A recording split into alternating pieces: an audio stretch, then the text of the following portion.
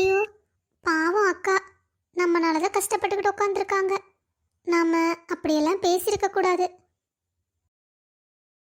அக்கா, அக்கா, நான் உங்களை அப்படி பேசினது தப்பு தான். என்ன மன்னிச்சிடுங்க அக்கா. நான் ஏதோ சந்தோஷ் மேல இருக்க கோவத்தில் அப்படி பேசிட்டேன். இல்லைன்னா நான் உங்களை அப்படியெல்லாம் பேசியிருக்க மாட்டேனே.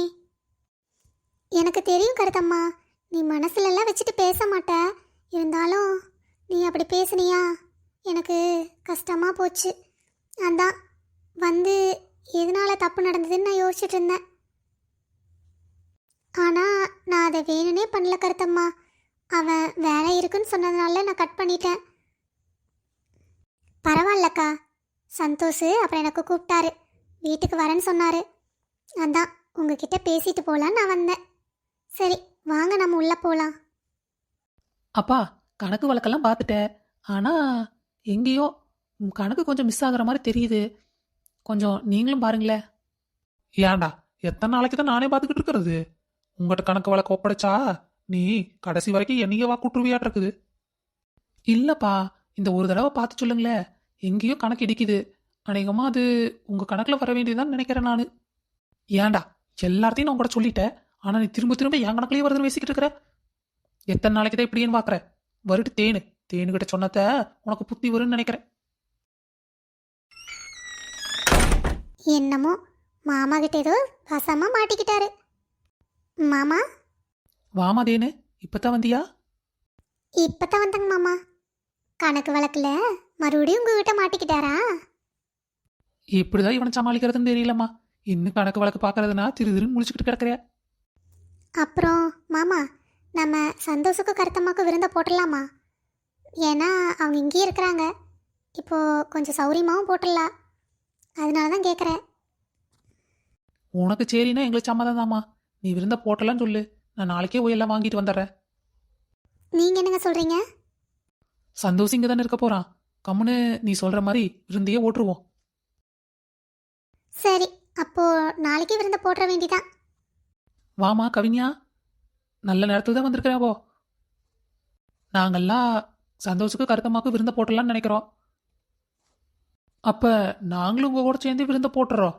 அதுக்குன்னு தனியாக ஒரு நாள் அவங்கள கூப்பிட்றதில்ல சௌரியம் பத்தாது. ஏன்னா சந்தோஷ் லீவ் ஓட முடியாது, அது இதுமா. அதனால இப்போவே ஓட்டுறோம். முறைக்கு நாங்கள் வீட்டுக்கு கூப்பிட்டுக்கிறோம். கவி, நீ மாமாட்ட பேசுனீங்க இதை பற்றி. ஆனால் நீ சொல்கிறதும் சரிதான். சந்தோஷ் லீவ் இல்லைன்னே சொல்லிட்டு இருப்பான். இப்போ பொறுமையாக போட்டுடலாம்.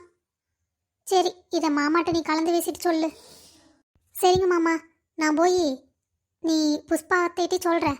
புஷ்பா அத்தைகிட்ட சொன்னா தான் சந்தோஷை ஃபோன் பண்ணி வர சொல்லுவாங்க. ஆமாம்மா, முதல்ல போய் புஷ்பாட்ட சொல்லு. அடுத்தது என்ன பண்ணணும்னு அவ எல்லாத்தையும் சரியாக சொல்லிடுவா. சரிங்க மாமா. ஏறாதா, உனக்கு எப்போ காலேஜ் ஓப்பன் ஆகுது? தெரியலம்மா, இன்னும் அதை பற்றி ஒன்றும் சொல்ல காணாம். ஏம்மா, இவ்வளோ மழையிலே சந்தோஷ் மாமா ஆஃபீஸ் போய்கிட்டே இருக்கிறாரு. அவருக்கு மட்டும் லீவே கிடையாதா? ஒரு நாள் வீட்டில் இருந்து வேலை செஞ்சால் என்ன ஆகு? எப்போ பாரு ஆஃபீஸ் போகிறது எனக்கு என்னமோ சரியா படல. இங்கே வரடி, நீ தேவையெல்லாம் பேசாத. என் தம்பியை பற்றி எனக்கு தெரியும். உன் தம்பியை பற்றி சொன்னால் கோவம் மட்டும் வருது. ஆனால் எதுக்கோ தம்பியை பார்த்துக்கோ.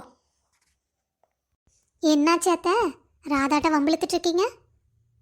ஆட, அதை ஏன் கேட்குற தேனே? இவகிட்ட பேசி பேசி எனக்கு தான் டென்ஷன் ஆகிட்டே இருக்குது. இங்கே இருந்துட்டு கொஞ்சமாவது கம்முன்னு இருக்கிறாங்களா? அதான் காலேஜ் எப்போ போகிறேன்னு கேட்டுக்கிட்டு இருந்தேன். மழை இப்போ தானே நின்றுருக்குது.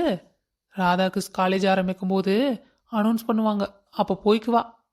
அந்தானே, எங்கடா அம்மனிக்கு சப்போர்ட் பண்ண ஆளை காணாமேன்னு பார்த்தேன். வந்துட்டீங்களா ரெண்டு பேருமே? சரி அத்தை, நாங்கள் கருத்தம்மாக்கு சந்தோஷுக்கு விருந்த போட்டுடலான்னு நினைக்கிறோம். நீங்கள் எப்படி சௌரியன்னு பார்த்து சொன்னீங்கன்னா அதுக்கேற்ற மாதிரி பண்ணிக்கலாம். ஆட, அதுக்குள்ளே என்ன அவசரத்தேன்னு பொறுமையாக தான் போட்டால் கிடக்குது. இப்போ தான் சரியான நேரம்னு நினைக்கிறேன். ஏன்னா நீங்களும் இங்கே இருக்கிறீங்க. அது இல்லாமல் சந்தோஷம் வீட்டுக்கு வருவான், கருத்தம்மாவும் இருக்கான்.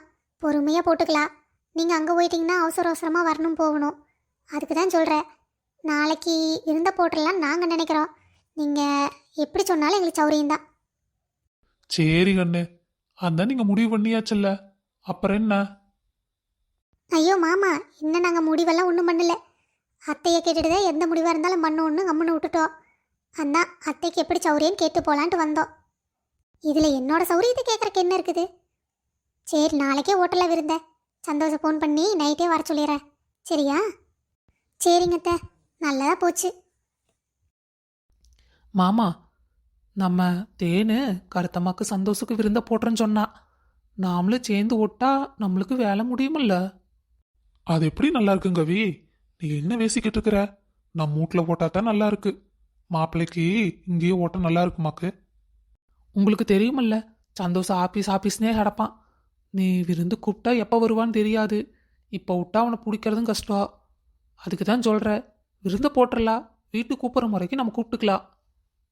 நீ சொல்றதும் சரிதே. என்னாச்சு? 2 பேரும் மும்பரமாக நியாயம் பேசிக்கிட்டு இருக்கிறீங்க. ஏன் கவினியா?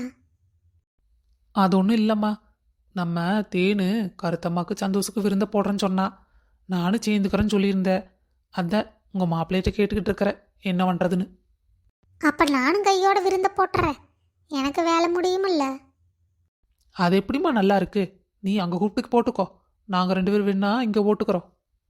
அதெல்லாம் ஒன்றும் வேண்டாம், நானும் இங்கேயே ஓட்டுக்கிறேன். சரி, அப்போ உன்னோட விருப்பம்.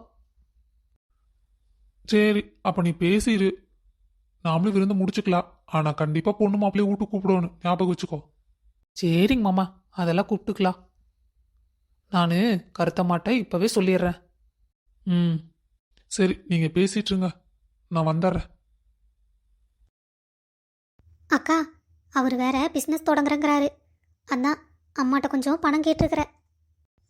நானும் தான் வள்ளி, இப்படியே இருந்தால் எத்தனை நாளைக்கு இப்படியே இருக்க முடியும்? நம்ம ஏதாவது பண்ணாதானே கொஞ்சமாவது வயசான காலத்தில் நிம்மதியாக உட்கார முடியும். வள்ளி, ராக்காயி, 2 பேரும் இங்கே தான் இருக்கிறீங்களாக்கு?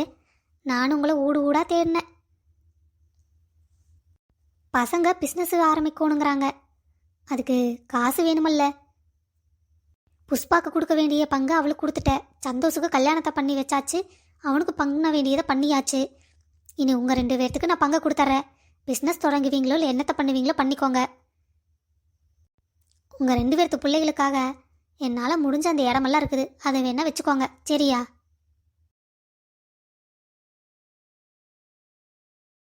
அட, என்னாச்சு வள்ளி உனக்கு? நீ எதுக்கு அழுதுகிட்டு இருக்கிற? அத்தை, நாங்கள் உங்களை தப்பாக நினச்சிட்டோம், எங்களை மன்னிச்சிடுங்க அத்தை. ஆமாங்க அத்தை, நாங்கள் உங்களை புரிஞ்சிக்கவே இல்லை.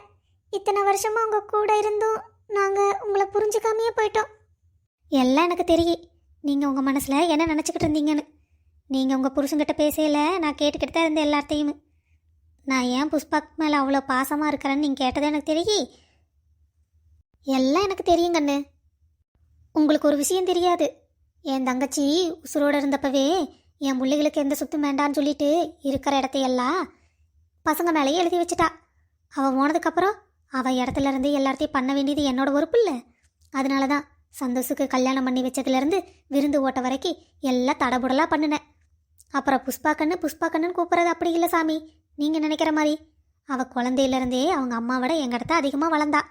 அதனால தான் அவளை கண்ணுன்னு கூப்பிட்டு பழகிட்டோம். நான் மட்டும் இல்லை, உங்கள் புருஷன் கூட அப்படி தான் கூப்பிடுவான். கண்ணான்னு தான் கூப்பிடுவா. இப்போ பெருசானதுக்கப்புறம் தான் அக்கான்னு மரியாதையாக கூப்பிட்றானுங்க. உங்களை ஏன் கூப்பிட்றதில்ல தெரியுமா? உங்களை முதல்ல இருந்தே நான் பேர் சொல்லி கூப்பிட்டு பழகிட்டேன். அதனால தான் எனக்கு கண்ணு கிராசாத்தின்னு வரமாட்டேங்குது. பேர் சொல்லியே கூப்பிட்டுக்கிட்டு இருக்கிறேன். நீங்கள் எதுக்கு அழுதுறீங்க? கவலைப்படாதீங்க, நானும் உங்கள் அம்மா மாதிரித்தேன். என்ன கொஞ்சம் கடுமையாக உங்ககிட்ட நடந்துக்கிட்டேன்னு நினைக்கிறேன். அழுவாத வள்ளி. ராக்காயி, நீ இந்த நேரத்தில் மனசு கஷ்டப்படக்கூடாது, சந்தோஷமாக இருக்கணும். சரியா? உனக்கு என்ன வேணுமோ எல்லாமே கிடைக்கேளு, நான் உனக்கு பண்ணித்தாரேன். சரிங்க அத்தை. சரி, நீங்கள் 2 பேரும் பேசிக்கிட்டு இருங்க, நான் போகிறேன்.